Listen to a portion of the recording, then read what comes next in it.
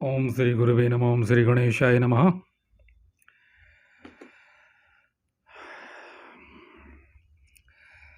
वैशंपायन जी कहते हैं जन्मेजय, नहुष के पुत्र नृप श्रेष्ठ ययाति ने पुरु की युवा अवस्था से अत्यंत प्रसन्न होकर अभीष्ट विषय भोगों का सेवन किया। आरंभ किया सेवन। राजेंद्र, उनकी जैसी कामना होती, जैसा उत्साह होता, जैसा समय होता, उसके अनुसार वे सुखपूर्वक धर्मानुकूल भोगों का उपभोग करते थे। वास्तव में उसके योग्य वे ही थे। गौर करें इस बात को कि वास्तव में उसके योग्य वे ही थे। अब इतने चक्रवर्ती सम्राट है और अप्सराओं जैसी सुंदर उनके पास रानियां हैं, अनेक रूप और सौंदर्य के साथ अनेक गुणों से संपन्न हैं, राजऋषि हैं, तो उन भोगों के लायक वो थे। ये बात ध्यान देने योग्य है। होता क्या है, अयोग्य व्यक्तियों को तमाम किस्म के भोग प्राप्त होते हैं। अब ये अपने अपने प्रारब्ध हैं और ईश्वर की लीला है, कैसा क्यों, आगे इन प्रसंगों में पढ़ेंगे आप, यानी कि सुनेंगे मेरे से।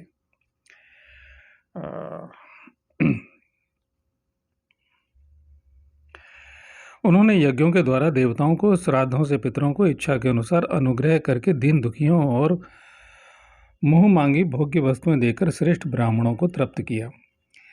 वे अतिथियों को अन्न और जल देकर, वैश्यों को उनके धन वैभव की रक्षा करके, शूद्रों को दया भाव से, लुटेरों को कैद करके तथा संपूर्ण प्रजा को धर्मपूर्वक संरक्षण द्वारा प्रसन्न रखते थे।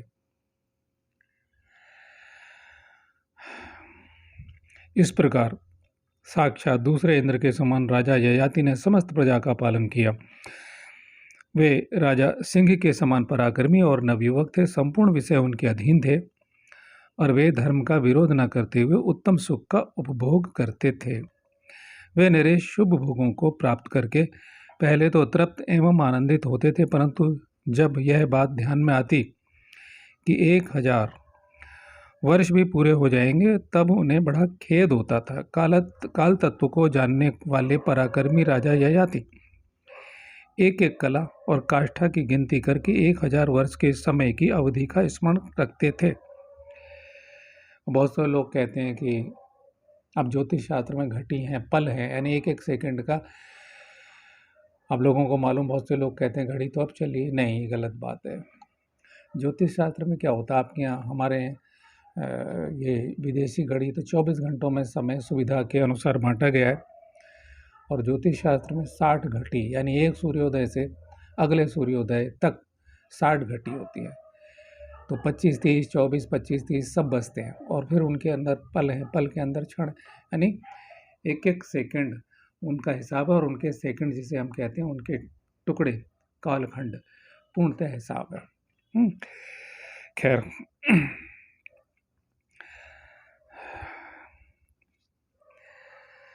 वे नरेश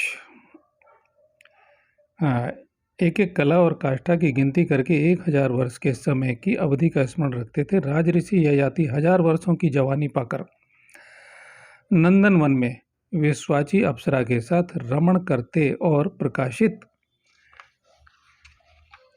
होते थे। वे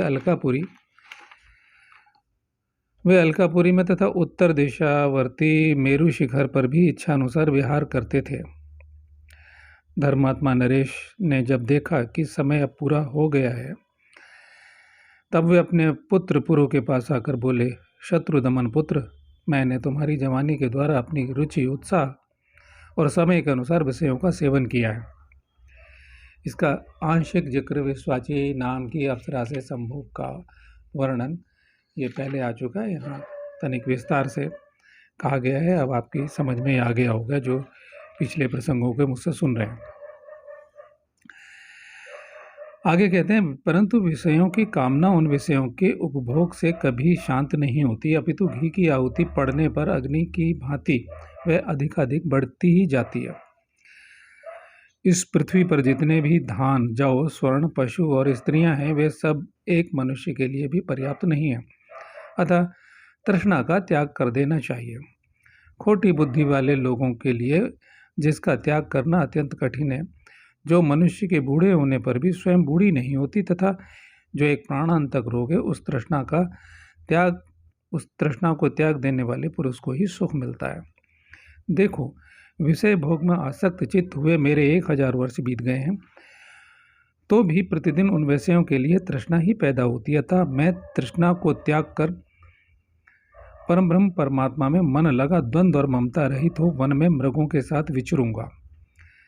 पुरो, तुम्हारा भला हो, मैं प्रसन्न हूँ। अपनी यह जवानी ले लो, साथ ही यह राज्य भी अपने अधिकार में कर लो, क्योंकि तुम मेरा प्रिय करने वाले पुत्र हो। मेरे श्रोताओं, आगे अगले खंडों में आएगा। ये उन व्यक्तियों के लिए जो साधारण भोग करते हैं, उनके लिए वाकई में ऐसा ही है। किंतु इन्हीं ग्रंथ में, इसी असली संपूर्ण महाभारत में जब तंत्र विषय जो कि गोपनीय कर दिया गया है और जिसको भाषा में कहा जाता है कीलित कर देना, तो कीलित करके और वो विज्ञ पुरुषों के लिए उसके द्वार हैं, यानी ब्रह्मांडीय शक्ति को बाहर से आत्मसात कर लेना। योग क्या करता है कि हम अंदर से बाहर को जान लेते हैं और बाहर से भीतर में प्रवेश कर जाते हैं, दोनों का भेदाभेद मिटा देते हैं। तो एक स्त्री भी संपूर्णता, क्योंकि स्त्रियों के लिए पुरुष की साधना है, तो एक स्त्री भी संपूर्णता एक पुरुष से परिपूर्ण तृप्त हो सकती है। लेकिन बाहर से राजा ययाति जो कह रहे हैं, चक्रवर्ती सम्राट जो कह रहे हैं, यदि वह विद्या ज्ञात नहीं है, जिसे पतंजलि कहते हैं उर्गमन की विद्या, जिसे अन्य लोग भी, अन्य हठ योगी भी, महर्षि घेरंड भी, अन्य ऋषि भी, सुखदेव मुनि भी उर्गमन की जो बात करते हैं, वह एक स्त्री के लिए एक पुरुष और एक पुरुष के लिए एक स्त्री से भी संपूर्ण तृप्त हो जाएगा, तथा वह होनी अवश्य उसके अनुरूप सुलक्षणा होनी चाहिए, जैसे कि गीता माँ का परिप्रश्न। तो यहाँ मैं इसके विषय में आपको स्पष्ट कर रहा हूँ कि राजा ययाति ने बाहर से भोग का योग, जैसे राजा भर्तरी का चरित्र आता है, तो वो भी इसी प्रकार से। तो भर्तरी तो अब पैदा हुए हैं, 2500 साल के लगभग, और ये उस समय की बात है, उस युग की बात है। इसके बाद त्रेता आता है, द्वापर आता है और अब कलयुग। खैर, तो वैशंपायन जी कहते हैं, जन्मेजय, उस समय नहुष नंदन राजा ययाति ने अपनी वृद्धावस्था वापस ले ली और पुरु ने पुनः अपनी युवावस्था प्राप्त कर ली। जब ब्राह्मण आदि वर्णों ने देखा महाराज ययाति अपने छोटे पुत्र पुरु को राज्य के पद पर अभिषिक्त करना चाहते हैं, तब उनके पास आकर इस प्रकार बोले, प्रभु, शुक्राचार्य के नाती और देवयानी के ज्येष्ठ पुत्र यदु के होते हुए उन्हें लांग कर आप पुरु को राज्य क्यों देते हो? यदु आपके ज्येष्ठ पुत्र हैं और उनके बाद तुर्वसु उत्पन्न हुए हैं। तदंतर शर्मिष्ठा के पुत्र क्रमशः ध्रुवयो, अनु और पुरु हैं। ज्येष्ठ पुत्रों का उल्लंघन करके छोटा पुत्र राज्य का अधिकारी कैसे हो सकता है? हम आपको इस बात का स्मरण दिला रहे हैं, आप धर्म का पालन कीजिए। ययाति ने कहा, ब्राह्मण आदि सब वर्ण के लोग मेरी बात सुने, मुझे ज्येष्ठ पुत्र को किसी तरह राज्य नहीं देना है। मेरे ज्येष्ठ पुत्र यदु ने मेरी आज्ञा का पालन नहीं किया है। जो पिता के प्रतिकूल हो वह सत्पुरुषों की दृष्टि में पुत्र नहीं माना गया है। जो माता और पिता की आज्ञा मानता है, उनका हित चाहता है, उनके अनुकूल चलता है तथा माता पिता के प्रति पुत्रोचित बर्ताव करता है, वही वास्तव में पुत्र है। पुत यह नरक का नाम है। नरक को दुख रूप ही मानते हैं। पुत नामक नरक से त्राण रक्षा करने के कारण ही लोग इहलोक और परलोक में पुत्र की इच्छा करते हैं। अपने अनुरूप पुत्र देवताओं, ऋषियों और पितरों के पूजन का अधिकारी होता है। जो बहुत से मनुष्यों के लिए गुणकारक लाभदायक हो, उसी को ज्येष्ठ पुत्र कहते हैं। वह गुणकारक पुत्र ही इहलोक और परलोक में ज्येष्ठ के अंश का भागी होता है। जो उत्तम गुणों से संपन्न है वही पुत्र श्रेष्ठ माना गया है, दूसरा नहीं। गुणहीन पुत्र व्यर्थ कहा गया है। धर्मज्ञ पुरुष पुत्र के ही कारण पितरों के धर्म का बखान करते हैं। तो प्रिय श्रोताओं, आपकी समझ में आ गया होगा। जो लोग संतानों से दुखी होकर के कहते हैं कि इससे ना संतान होती तो अच्छा, तो यहाँ यह बात स्पष्ट हो गई है।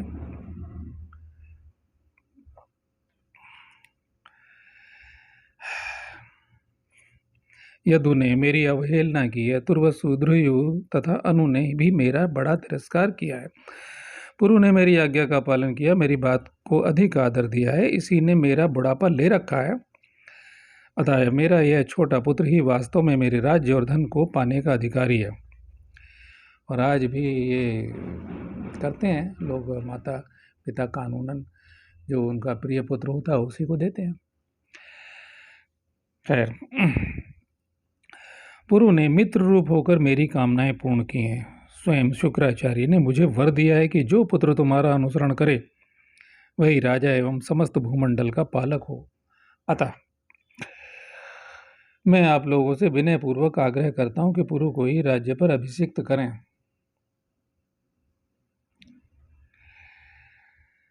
प्रजावर्ग के लोग बोले, जो पुत्र गुणवान और सदा माता पिता का हितैषी हो वही छोटा होने पर भी श्रेष्ठतम है, वही संपूर्ण कल्याण का भागी होने योग्य है। पुरु आपका प्रिय करने वाला पुत्र है, अतः शुक्राचार्य के वरदान के अनुसार यही इस राज्य को पाने के अधिकारी हैं। इस निश्चय के विरुद्ध कुछ भी उत्तर नहीं दिया जा सकता। वैशंपायन जी कहते हैं, नगर और राज्य के लोगों ने संतुष्ट होकर जब इस प्रकार कहा, तब नहुष नंदन ययाति ने अपने पुत्र पुरु को ही अपने राज्य पर अभिषिक्त किया। इस प्रकार पुरु को राज्य दे वनवास की दीक्षा लेकर के राजा ययाति तपस्वी ब्राह्मणों के साथ नगर से बाहर निकल आए। यदु से यादव क्षत्रिय उत्पन्न हुई। यदु से यादव, अच्छा, यदु से यादव क्षत्रिय उत्पन्न हुए। पुनः इस पर ध्यान दें कि ये आरंभिक बातें हैं। यदु से यादव क्षत्रिय उत्पन्न हुए, यानी क्षत्रियों का एक भाग, क्योंकि ये सब शापग्रस्त थे, तो क्षत्रियों का जो एक निम्नतम निकृष्ट, मतलब जैसे आज ये होता है कि ऊंचे ऊंचे क्षत्रिय और निचले, ऊंचे क्षत्रिय और निचले क्षत्रिय, और यही ब्राह्मण होता है कि ऊंचे ब्राह्मण और उससे निचले ब्राह्मण, और ये अन्य जो सबसे निम्न जाति हैं उनमें भी यह सब होता है कि ऊंचे और नीचे। तो ये यहाँ पर प्रसंग है कि यदु से यादव क्षत्रिय उत्पन्न हुए। और तुर्वसु की संतान यवन कहलाई। जो लोग शुरू से सुनते आ रहे हैं सृष्टि की उत्पत्ति और किन किन कारणों से कौन जन्म लेगा, इसलिए शास्त्रों पर कहते हैं ना, शास्त्र को पढ़ने आप पढ़ लेंगे तो 1000 शंकाएं उठेंगी। शास्त्रों को समझने के लिए विज्ञ गुरु के पास लोग जाया करते थे, और आज तो सब मनमानी तरह से व्याख्याएं करते हैं, शब्द जाल बुनते हैं। तो शास्त्रों से छेड़छाड़ करना अपराध है। केवल अनुवाद करना चाहिए और भावार्थ नहीं करना चाहिए, अर्थ ही करना चाहिए। क्योंकि जो आदमी अंतर्ज्ञान से संपन्न नहीं है, जो योग शक्ति के विषय में नहीं जानता, वो लोग एकमात्र कथावाचक होता है। वो चाहे शिव पुराण पढ़े, ब्रह्मवैवर्त पुराण पढ़े, महाभारत पुराण पढ़े, कुछ भी पढ़े, वो सब अपने अपने अर्थ लगाते हैं। और भागवत कथा करने वालों ने तो प्रिय श्रोताओं सत्यानाश किया है। और मेरी पूरी निष्ठा है कि मैं अपने गुरुदेव को साक्षी करके, जैसी मेरी अंतर चेतना प्रेरणा, जो उनका दिया हुआ ज्ञान है, जो मेरी बुद्धि है, मैं बिल्कुल वैसा का वैसा ही अभिव्यक्त कर रहा हूँ। तो द्रुहियु के पुत्र भोज नाम से प्रसिद्ध हुए और अनु से मलेच्छ जातियां उत्पन्न हुईं। अब बात है, और अनु से मलेच्छ जातियां उत्पन्न हुई, जिसके विषय में मैं इससे पिछले प्रसंग में बता चुका हूँ। मलेच्छों के लक्षण और ये मैं बता चुका हूँ। और ये क्योंकि शापग्रस्त हैं, ये जातियाँ ही शापग्रस्त हैं। और मैंने बताया था कि इससे पिछले प्रसंग में कि भविष्य पुराण में, और ये सब लिखा हुआ है, वो त्रिकालदर्शी थे। आज की बात ही नहीं, जिन्हें ऐसे गुरु लोग ब्रह्मज्ञानी बनते हैं, दीवाल के पार का पता नहीं, अपने शरीर का पता नहीं कहाँ टूट फूट हो गई है, तो वो लोग थे। तो प्रिय श्रोताओं, महामद, अब वो शब्द आया, मैं और भी ज़्यादा कह रहा हूँ, महामद जिसको कि मोहम्मद कहा जाता है, कालांतर में इस युग में पैदा हुआ, अब से 1400 साल पहले। महामद अहंकार से भरा हुआ, भ्रम से भरा हुआ। और क्यों? वो जो कुरान लिखी गई है उसमें क्या है कि जिब्राइल नाम के फरिश्ते ने उसे बताया और वो लिखवा दी गई। लिखने वाली कौन है? उनकी बीबी है। तो आप सनातन धर्मी, ये सनातन धर्म का मूल ग्रंथ में और भी ग्रंथ हैं, उपनिषद हैं, उनमें भी जो कथाएं हैं वो इतिहास है, ये सारा इतिहास है। इसमें तारीख और ये कालखंड जो है वो बिल्कुल एक्यूरेट नहीं है, बिल्कुल शुद्ध रूप से नहीं है। लेकिन महाभारत के काल से, क्योंकि कृष्ण संवत चल रहा है, वो बिल्कुल कालखंड जन्माष्टमी से इस समय बिल्कुल एकाएक वैसा का वैसा ही चल रहा है। एक एक दिन की गणना है कृष्ण जन्माष्टमी से। और हम लोग पंचांग में विक्रमी संवत, उससे पहले शक संवत और दूसरे संवत चल रहे थे, उससे पहले वैदिक संवत चलता था, वो वहाँ तक वो चलन में नहीं है, नहीं तो ये सारी तारीखें भी होती इसमें। खैर, तो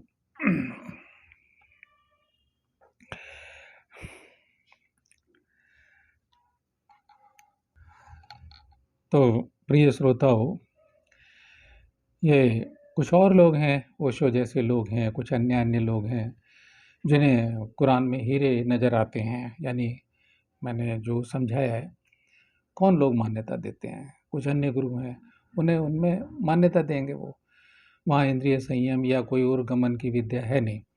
और उर्गमन हम कितनी ही साधना कर लें, गुरु कृपा से आती है, ये इसमें आपको समझ में आएगा। गुरु बताते हैं कि ये साधना कर, यह प्रक्रिया है, इस महाशून्य में सब तत्व छुपे हुए हैं। तो हम वो साधना में प्रवृत्त होते हैं और हमें वह उपलब्धि होती है।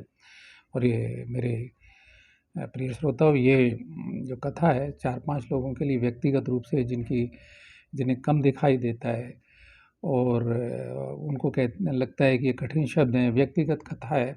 और मैं भी इसे पढ़ना चाहता था बचपन से, इसलिए मैं कथा कर रहा हूँ। कुछ लोगों को लगता है कि आप हमें समझा कर कह दें, तो उनके अनुरोध पर मुझे लगा कि शायद कुछ और लोग भी होंगे उन 4-5 लोगों के अलावा, तो इसलिए वो शायद उनके काम की हो, तो मैं YouTube पर रिकॉर्ड कर रहा हूँ। तो मुझे उम्मीद है कि जिन्हें रुचि होगी वो इस शास्त्र के मर्म को समझेंगे। ओम तत्सत। अब इसके बाद राजा जन्मेजय पुरुषे पौरव वंश चला, जिसमें तुम उत्पन्न हुए हो। तुम्हें इंद्रिय संयम पूर्वक 1000 वर्षों तक यह राज्य करना है।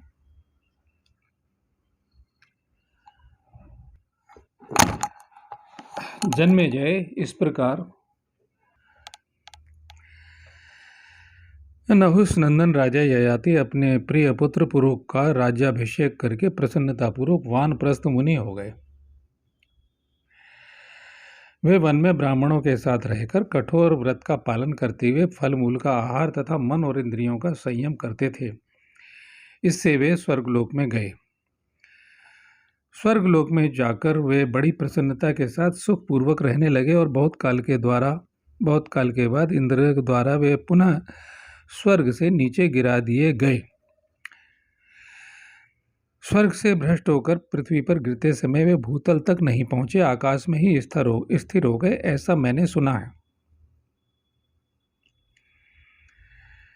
फिर यह भी सुनने में आया कि वे पराक्रमी राजा ययाति मुनि समाज में राजा वसुमान, अष्टक, प्रतर्दन और शिबी से मिलकर पुनः वहीं से साधु पुरुषों के संग के प्रभाव से स्वर्गलोक में चले गए। जन्मेजय ने पूछा, मुनि किस कर्म से भूपाल पुनः स्वर्ग में पहुंचे थे? विप्रवर, मैं ये सारी बातें पूर्ण रूप से यथावत सुनना चाहता हूँ। इन महर्षियों के समीप आप इस प्रसंग का वर्णन करें। कुरुवंश की वृद्धि करने वाले अग्नि के समान तेजस्वी राजा ययाति देवराज इंद्र के समान थे। उनका यश चारों ओर फैला था। मैं उन सत्यकीर्ति महात्मा ययाति का चरित्र, जो इहलोक और स्वर्गलोक में सर्वत्र प्रसिद्ध है, सुनना चाहता हूँ। वैशंपायन जी ने कहा, जन्मेजय, ययाति की उत्तम कथा इहलोक और स्वर्गलोक में भी पुण्यदायक है। हम दिन रात खराब वचन सुनते रहते हैं, कूड़ा कचरा बातें करते हैं, तो ऐसी कथाएं जो ज्ञान शक्ति की वृद्धि करती हैं, हमारे अंदर चेतना जागृत करती हैं कि हम भी इस साधारण भाव से उठ करके दिव्य भाव से और फिर दिव्य शक्ति से संपन्न हो, हमारी भी उत्तम गति हो, हम इस अनंत ब्रह्मांड के सारे रहस्य जानें और उनका संचालन भी कर सकें। ये पूर्ण ज्ञान है। पूर्ण ज्ञान शक्ति में प्रवेश करें। तो वो कहते हैं, वह सब पापों का नाश करने वाली, मैं तुमसे उसका वर्णन करता हूं। अब सीधे सीधे पापों का नाश नहीं होगा, लेकिन जब हम ये प्रक्रिया करेंगे तो वाकई पापों का नाश हो जाएगा सुनने मात्र से। यानी आज से हम शुरू कर रहे हैं, हमें कोई भी प्रेरणा मिलती है ऐसी, तो क्या होगा? पापों का नाश होना ही है। संस्कारों के कारण ही तो हम ये इस अवस्था में हैं। हम प्रकृति के बंधनों में हैं, और ज्ञान शक्ति संपन्न योगी कभी प्रकृति के बंधनों में नहीं होता। ये सब जितने योग की बातें हैं, आगे ऋषि मुनियों के चरित्र, वो प्रारब्ध इच्छा अनुसार जीते हैं, वो ब्रह्म इच्छा अनुसार, यानी वह दुख से परे होते हैं। अगर वो शरीरधारी भी आकाश में उड़ सकते हैं, वो सब कुछ इच्छा मात्र से सभी कुछ का संचालन कर लेते हैं। ये अभी आप इनके चरित्रों में पढ़ोगे, क्योंकि प्रत्येक तत्व को परिवर्तित कर सकते हैं इच्छा मात्र से। मैं अपने गुरुदेव, तंत्र गुरुदेव श्री अरुण कुमार शर्मा जी का स्मरण करता हूँ और ये कहना चाहता हूँ उनके वचन। एक बार मैंने पूछा, वहीं घाट पे, हरिश्चंद्र घाट पे, मैंने, गुरुदेव एक बार में मुझे समझा दीजिए, योग में ये है, योग से ये होता है। अब बताइए योग क्या है आपकी दृष्टि में? पतंजलि कहते हैं योगा अर्थ योगानुशासनम, यहाँ से शुरू करते हैं, लेकिन है तो। और वो परंपरा, क्योंकि वो वही बोल रहे हैं जो बाबा विशुद्धानंद बोल रहे हैं, जो पूर्व ऋषियों से चला आ रहा है ज्ञान, जो भृगुराम परम देव ने बोला, वो वाणी चली आ रही। उन्होंने कहा इच्छा शक्ति का पूर्ण विकास ही योग है। अब इच्छा शक्ति का पूर्ण विकास अब हनुमान जी का है, अगस्त ऋषि का है, कि चाह कि मेरा शरीर ये हो जाए, वो छलांग लगा के वहाँ पहुँच जाते हैं। वो अभी हैं नहीं, विलीन हो जाएंगे शून्य में। यानी प्रकृति के नियम, वो अनंत ब्रह्मांड में लोकांतरों में कहीं भी गति कर सकते हैं। नारद जी का इच्छा का शक्ति पर पूर्ण विकास है। बाकी तो सब बकबक करने वाले लोग हैं, ज़्यादा बोलने वाले लोग हैं। अब ये मैं बोल रहा हूँ, लेकिन मैं शब्दों से छेड़छाड़ नहीं करूँगा, केवल उतना ही बोलूँगा अनुवाद जैसा और अर्थ जैसा। अपनी अभिव्यक्ति ये कि आपको लगे कि आगे जो कथाएं उसमें सब योग शक्ति की बातें हैं, पूरा शास्त्र वरदान और शाप की कथा है। और वो लोग जो त्रिकाल ज्ञानी हैं, ईश्वर है साक्षात, शाप भी देते हैं, वरदान भी देते हैं। तो आपके मन में शंका न हो जाए, हाँ मेरी तुच्छ बुद्धि में नहीं, मैं तो अपने लिए कहूँ, आप सोच सकते हो मेरी तुच्छ बुद्धि में हम शंका करें ही क्यों?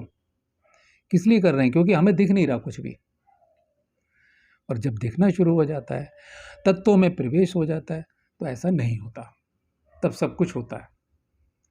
तो आगे बढ़ते हैं।